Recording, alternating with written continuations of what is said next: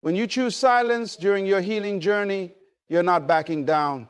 You're stepping up in the most powerful way possible. Silence is not weakness. It's not avoidance. It's a higher form of wisdom.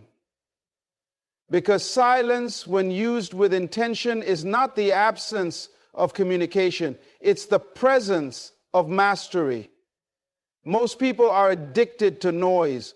They want to argue, explain, defend, and plead. They want to be heard, even if it means yelling into the void. But when you're silent, when you withhold your energy from the chaos, you take your power back. You stop being a participant in drama and start becoming the architect of your inner peace. You must understand that silence is a tool of transformation. It allows you to disconnect from the emotional triggers that once held you hostage. Every word you don't say, every reply you don't send, and every moment you sit with your emotions instead of projecting them outward, that's healing in action. That's power being restored. In the beginning, silence feels uncomfortable because we've been trained to respond. We've been conditioned to explain our side, to fight for closure, to seek validation, to beg for understanding. But silence removes the stage. It shuts down the performance. It interrupts the pattern. And here's the truth most people don't understand. When you stop talking, when you stop explaining, they start panicking. Not because you're gone, but because they no longer have access to the version of you they once controlled. Your silence exposes what your words used to cover. It shows that you're no longer emotionally available to be manipulated, guilted, or baited into unnecessary conversations. It makes them confront themselves. And for people who have spent their lives avoiding their own reflection, that is terrifying. People will call you cold. They will say you've changed. They will accuse you of being distant, selfish, heartless, because your silence forces them to deal with themselves without your energy to buffer their discomfort. But you must remember this. Silence is a decision to no longer participate in your own disrespect. It's the boundary no one can argue with. You don't owe anyone an explanation for choosing peace over chaos. You don't need to justify the space you create between yourself and what tried to destroy you. That space is sacred. That silence is sacred. It's where healing grows. In silence, you hear yourself. You meet yourself. You feel what you were running from. The pain, the grief, the confusion. It all rises to the surface, but it rises to be released, not relieved. Most people avoid silence because it confronts them with themselves. But you are not most people. You are here to rise. You are here to transform. And that means embracing the silence that scares others. That means choosing to respond to your pain with presence, not performance. Healing happens in the quiet. It happens in the nights when you don't text back. It happens in the mornings when you choose to meditate instead of argue. It happens in the hours where you sit with your journal instead of opening your messages. It happens when you realize that you no longer need to be understood in order to be free. Your freedom does not require their permission. Your evolution is not a group project. Some things are meant to happen between you and your Creator, between you and your inner self in the stillness. What they don't tell you is that silence teaches discipline. You start to recognize the difference between what's urgent and what's important. You stop reacting and start observing. You learn to sit in discomfort without trying to numb it with external attention. You become more intentional, more discerning. Your words become rare and powerful. You stop wasting your breath trying to fix what broke itself. And that's when everything shifts. Because people are used to the version of you who over-explains, who justifies, who pleads to be understood. But when you go silent, when you let go, when you detach, they're forced to sit with their own actions. And that's when the panic sets in. They wonder what you're thinking. They wonder what you'll do. They start rehearsing conversations in their minds. They check their phone more often. They stalk your social media. Because silence is louder than confrontation. It echoes. It lingers. And it makes them question everything. Your healing disturbs their comfort. Your peace threatens their control. And the most powerful part, you didn't have to say a word. Because when you're truly healing, you no longer seek to win, you seek to be well. You no longer crave revenge, you crave restoration. You realize that the most revolutionary thing you can do in a world addicted to noise is to go silent and heal. Not in public, not for attention, but for your soul. You begin to understand that protecting your energy is not petty, it's necessary. That removing yourself from emotional warfare is not weakness, it's wisdom. Healing is not a quiet, gentle process. It's a full-blown internal rebellion. It's your soul standing up and saying no more. No more cycles of self-abandonment. No more tolerating emotional chaos disguised as love. No more shrinking to fit spaces that never honored your worth. Healing is not passive. It's not just you sitting in peace and humming affirmations into the universe. It's war inside your mind. It's fire inside your chest. It's the unlearning of every toxic belief, every conditioned behavior, and every emotional pattern that once felt like home. The reason healing feels so heavy is because it's not just about moving on. It's about tearing down emotional strongholds that were built to protect wounds that were never meant to stay. It's about pulling out the roots of pain that have lived inside you for years, sometimes decades. It's about confronting the voices in your head that echo past rejection, failure, and abandonment. Those voices don't go quietly. They resist, they scream, they try to convince you to go back, to reach out, to explain yourself. But healing says, stand still. Feel this. Don't run this time. When you begin to heal, you stop tolerating what you used to excuse. You stop calling dysfunction normal. You stop romanticizing the people who broke you. You start questioning everything. Was that love or was that control? Was that attention or was it manipulation? Was that apology real or was it another tool to keep you attached? These questions don't come to torment you, they come to wake you up. Because healing is not just about feeling better, it's about seeing clearer. And when the veil is lifted, when you truly see what was going on, you can't unsee it. And that's what makes healing so uncomfortable. It forces you to face the role you played in your own pain.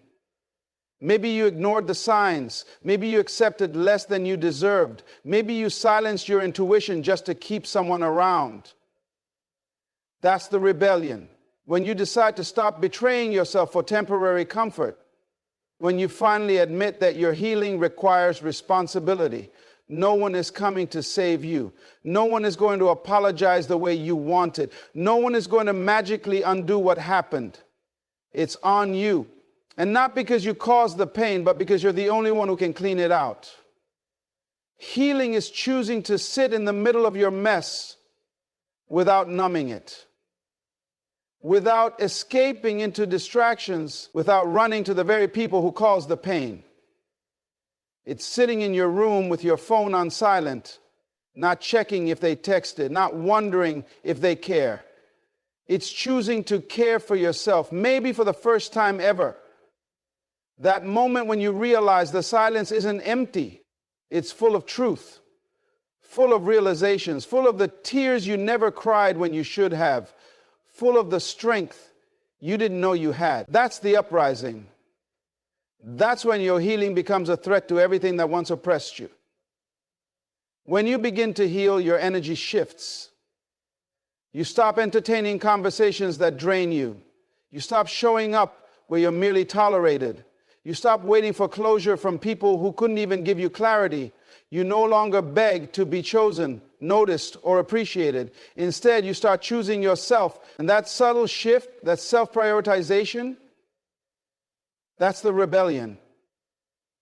Because the world doesn't expect you to do that. It expects you to keep breaking yourself in pieces to serve others, to keep performing strength while dying inside, to keep smiling through betrayal and staying silent through mistreatment. Healing disrupts all of that. It rewrites your script. It says, I will no longer perform for love. I will no longer audition for acceptance. I will no longer betray my boundaries to keep someone comfortable. And the people who once benefited from your brokenness, they notice. They feel it. They panic. They start questioning why you're so distant, why you're no longer reacting, why you're suddenly so calm. But what they don't understand is that the war has already happened inside of you. The revolution already took place. You are no longer the same. You've confronted your pain and now it doesn't control you. You've felt your grief and now it doesn't drown you. You faced your loneliness and now it doesn't weaken you. That's power. That's why your healing feels like rebellion, because it is. It's you rejecting everything that told you to stay quiet, stay small, stay afraid. It's you rewriting your story, even if your voice shakes, even if your hands tremble, even if your knees buckle under the weight of all you've carried, you do it anyway. Because something inside you knows that healing is not a destination, it's a declaration that says, I refuse to be a prisoner to my past. It's the moment you stop looking backward and start walking forward, no matter how slowly. This rebellion isn't loud. It doesn't need an audience. It happens in your habits, in your choices, in the way you speak to yourself now. It happens when you stop replaying what they did and start focusing on how you respond. It's in the way you no longer chase answers from people who were never honest. It's in the way you finally choose peace over chaos, solitude over toxic company, growth over temporary pleasure. Emotional detachment is often misunderstood. People hear that term and think it means shutting down, becoming cold, or not feeling anything at all. But that's not what real detachment is.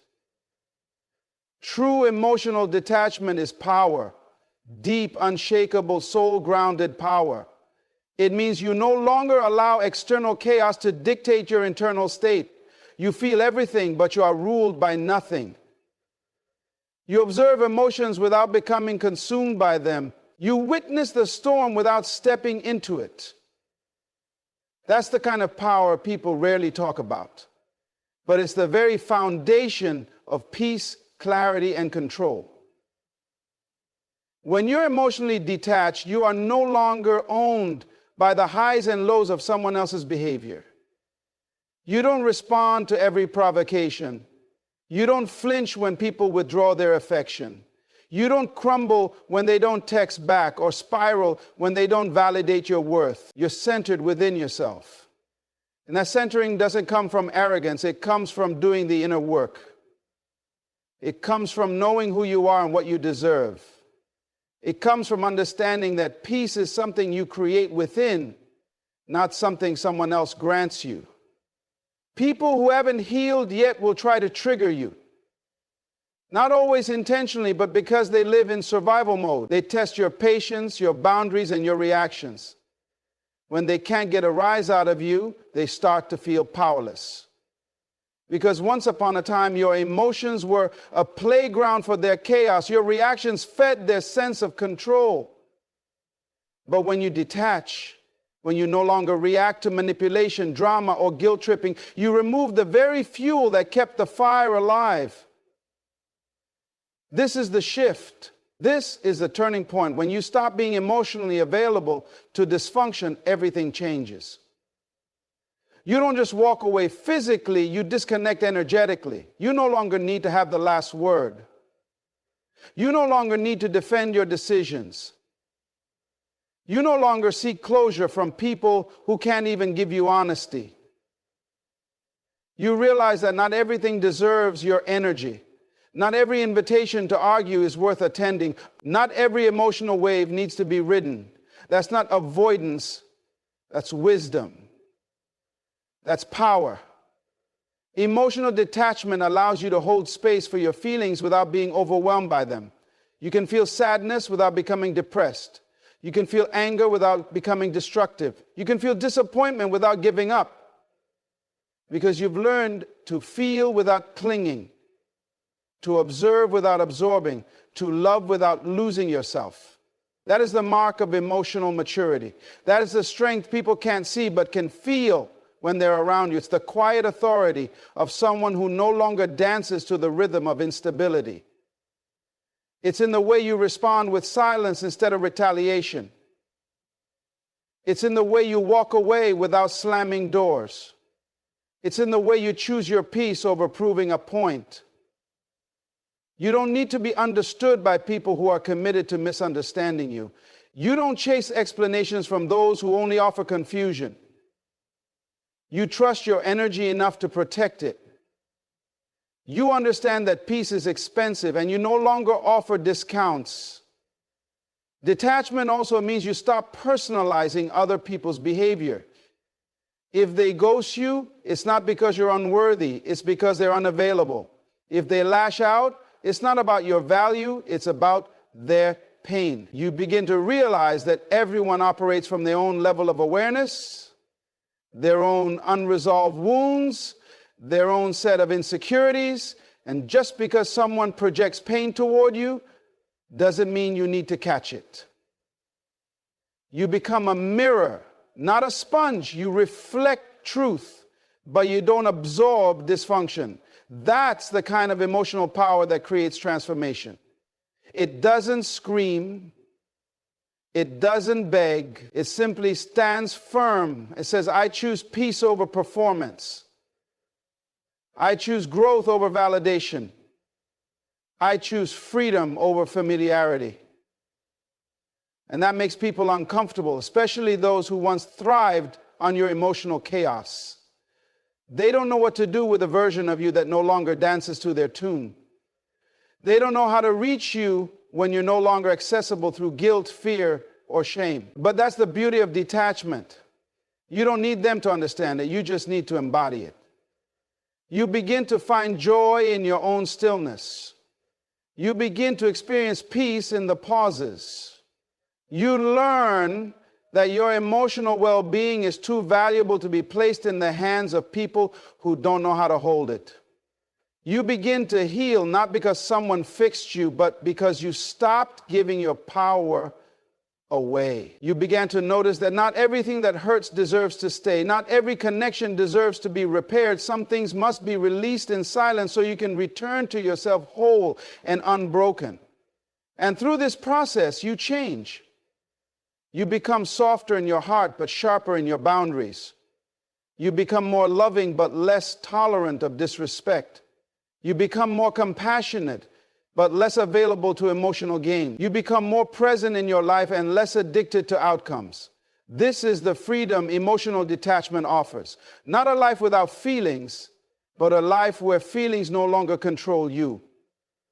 A life where your inner world remains untouched even when the outer world shakes. A life where you rise, not in rage, but in stillness. Not in noise, but in mastery.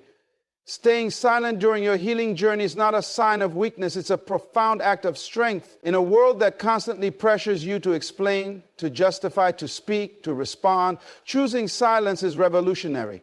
Especially when you've been hurt, especially when you were misunderstood, betrayed, or walked away from without closure. The natural impulse is to speak out, to defend yourself, to make sure they know the pain they caused. But silence says, I no longer need your validation.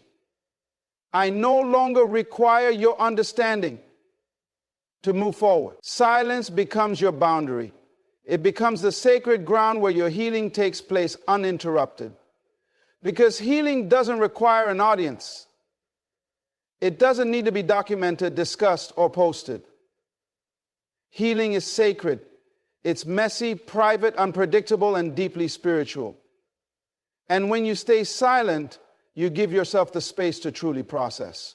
Not to perform strength, but to embody it. Not to fake peace, but to find it. Silence isn't emptiness, it's clarity.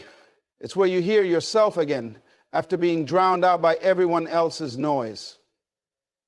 People often mistake silence for weakness or avoidance.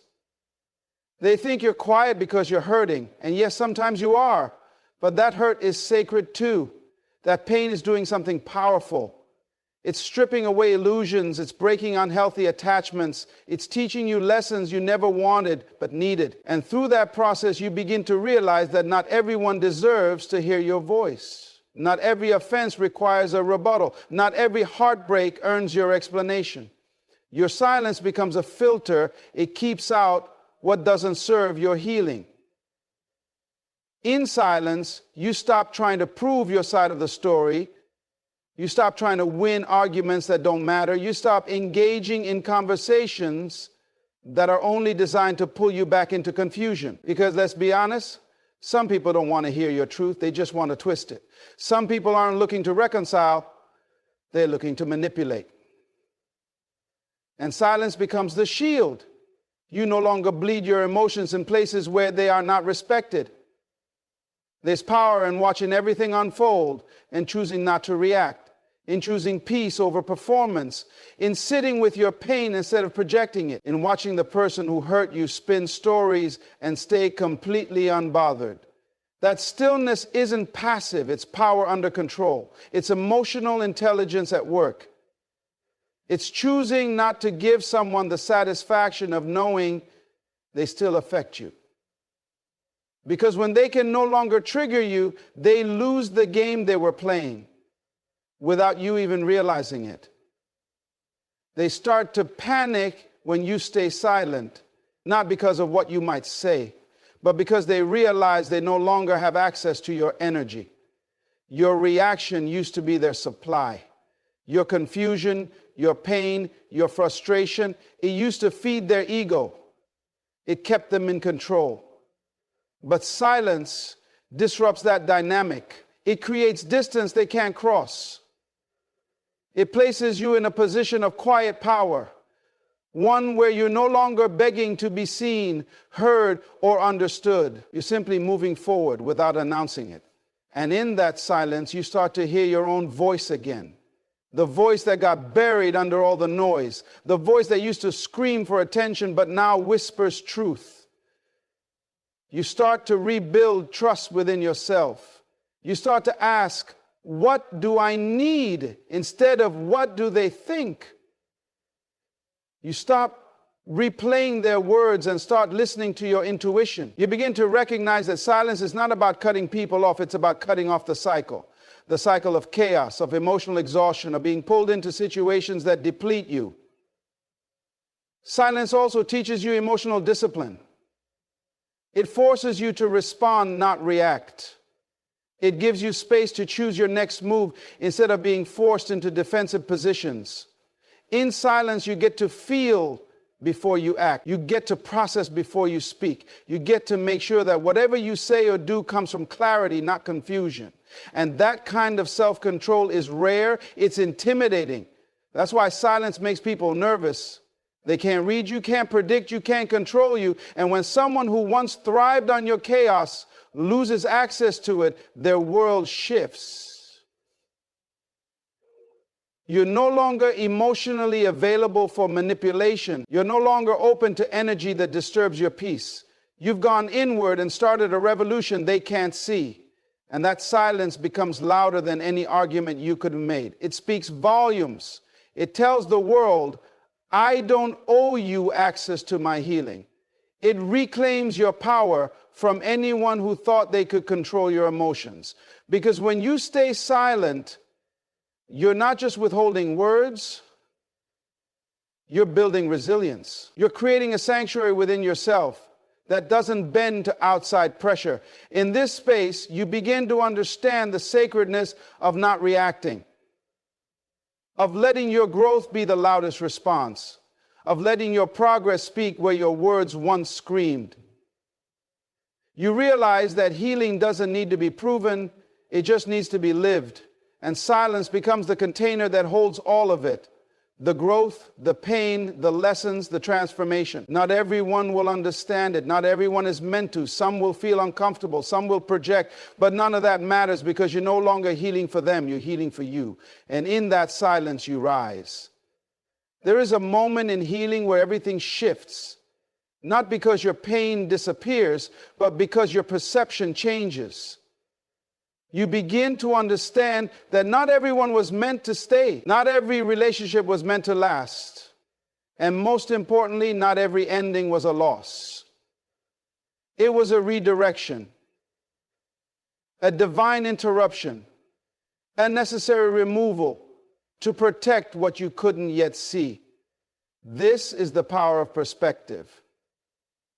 The ability to look at what broke you and still say, thank you. Not because it didn't hurt, but because it woke you up. At first you won't see it. At first you'll cry. You'll replay conversations, question your worth, analyze everything you did or didn't do. You'll wonder why they didn't choose you, why they left, why they changed. You'll think healing means fixing what was broken, getting them back, or proving your value. But healing is never about proving anything. It's about discovering everything. It's about discovering how strong you actually are, how deep your love runs, how valuable your peace is, and most of all, how much you deserve. Pain has a strange way of revealing your blind spots, the areas of your life where you were settling, the habits you formed just to keep the peace, the times you shrank yourself just to be accepted. When you're in the thick of it, you can't see it clearly, but time, silence, and inner work begin to show you the truth. You weren't abandoned. You were being protected. You weren't forgotten. You were being redirected. What felt like rejection was actually a release, a divine push towards something higher, purer, and more aligned with your purpose. And while you're gaining these revelations, while you're sitting in the stillness and learning how to love yourself again, something else is happening on the other side. The person who once had full access to your spirit is now met with your absence. The energy they used to feed on, the emotional availability you freely gave, the way you lit up their world, suddenly it's gone. And that absence creates discomfort. It creates questions. It creates reflection, not just for you, but for them. You see, they were so used to you showing up, so used to your forgiveness, so used to the emotional space you created for their dysfunction. But when you withdrew your energy, you did more than go quiet. You took back your power. You broke a cycle. You disrupted a pattern. And that disruption feels like panic to the one who benefited from your lack of boundaries. That panic may not look obvious on the surface, but it's there in their delayed messages, in their attempts to check in the way they mention your name in rooms you're no longer in. Your silence becomes their mirror, and suddenly they're forced to see what they took for granted. But by then, you're not the same. You're not standing in the same emotional place they left you. You've evolved. You've rebuilt your inner world. You no longer crave what once broke you. You see the red flags clearly now. You hear your intuition louder than their apologies. You've tasted peace. And nothing, no chemistry, no nostalgia, no emotional attachment is worth disturbing that. You don't hate them. You don't wish them harm. You simply understand now. And in that understanding, you release them without resentment, without chasing closure, without needing to explain. The process of healing changes you at a cellular level. You speak differently. You walk differently. You make decisions rooted in self-respect, not fear of loss. Your boundaries aren't walls, they're filters. They don't block love, they protect it. They ensure that only those who come with pure intentions can reach your heart. And in that shift, you begin to attract differently, not just people, but opportunities, environments, and experiences that resonate with your healed frequency. You also begin to treat yourself better. You become more selective with your time, your energy, your presence. You no longer overextend to be liked. You no longer compromise your values to avoid being alone. You enjoy your own company.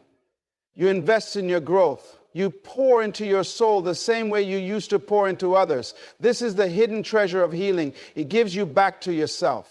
It clears away the illusions and introduces you to who you were always meant to be before the world, before the pain, before the conditioning. The more you heal, the less you need to talk about it. Not because it wasn't real, but because you've integrated the lessons. You've embodied the growth. You no longer need validation. You're not out to prove your evolution. You're just living it. And that calm confidence is what people feel when they encounter you. They can sense the shift. They don't know your story, but they can feel your power. They don't know the nights you cried, the battles you faced, the strength it took to stay silent, but they know you're different, unshakable, grounded, whole. And all of this, every moment of reflection, every step of detachment, every silent night was leading you to this place, this deeper version of yourself, this higher perspective, where the past no longer defines you, where the pain no longer holds you, where your worth is not tied to who left, but rooted in who stayed. You, the version of you who never gave up, the version of you who kept walking even when it hurt, the version of you who healed in silence and rose with grace. The journey of healing is not just about mending the parts of you that were broken. It's about rediscovering your power in silence. It's about rising in stillness, finding strength not in words but in restraint. Because in the silence, something sacred happens. Your energy begins to shift. Your vibration starts to elevate. You start operating from a different dimension, not one of pain or reaction, but one of wisdom, observation, and control. And when that shift happens, people notice, especially the ones who once depended on your emotional responses to keep their illusions alive. They expect you to react. They expect the old version of you to show up. The one that cried out for clarity, begged for closure, explained your heart to those who never really listened. They expect chaos, tears, anger, frustration. But what they're met with is silence. Not coldness, not distance out of revenge, but pure silence. A silence so clean it startles them, because it's not void. It's full of lessons, full of growth, full of a version of you that doesn't need to be understood in order to move forward. That silence becomes a language of its own. And when you speak it fluently, you realize just how powerful you become. Because the truth is, they were never ready for your silence. They were ready for your explanations. They were ready for arguments, debates, and emotional outbursts. But silence, that scares them. It confuses them. Because silence means you've elevated. You're no longer operating on the same frequency. You've stepped out of the emotional drama and you've chosen peace. That's what they can't handle. They don't know how to manipulate peace. They don't know how to twist stillness. They can't feed off your silence, so they panic. And that panic isn't always loud. Sometimes it's subtle. Reaching out under the guise of checking in, asking mutual friends about you, liking old photos. They're not really trying to reconnect. They're testing your access. They want to know, does your silence mean you're done, or are you just waiting? But the beautiful thing is, you're not waiting anymore. You're not pausing your healing, hoping someone will realize your worth. You're not delaying your growth for a conversation that will never bring the closure you once craved. You're not sitting by the phone hoping for an apology. You've realized you don't need it. You've realized that healing doesn't require their remorse. It requires your commitment to yourself. It requires your discipline to stay silent, even when everything inside of you wants to scream. It requires you to believe that peace is more important than being right. That protecting your energy is more valuable than being understood. And in that silence, you begin to build. Slowly, quietly, you build your self-worth. You build your inner confidence. You start making choices that reflect your healing, not your hurt. You walk away from conversations that feel like a step backward. You avoid situations that disturb your nervous system. You learn to say no without guilt, to withdraw without explanation, to protect your inner world without needing anyone's permission. Your silence isn't empty. It's sacred space for your evolution. It's the soil where your new identity takes root. And the more time you spend in that space, the more you realize how rare it is, how valuable, how necessary. The ones who mistook your silence for weakness will start to see that it was always your greatest strength. That by choosing not to engage, you didn't lose power. You took it back. That by removing yourself from their chaos, you didn't run away. You stepped into your truth. And that truth is unshakable. It doesn't need approval. It doesn't chase validation. It doesn't explain itself. It simply is. And when you operate from that space, your presence becomes your loudest answer. You don't have to announce your transformation. People will feel it in the way you no longer react, in the way you guard your time, in the way your peace radiates louder than your words ever could. This is the shift that changes everything. When you stop allowing your emotions to be dictated by someone else's presence or absence, when you stop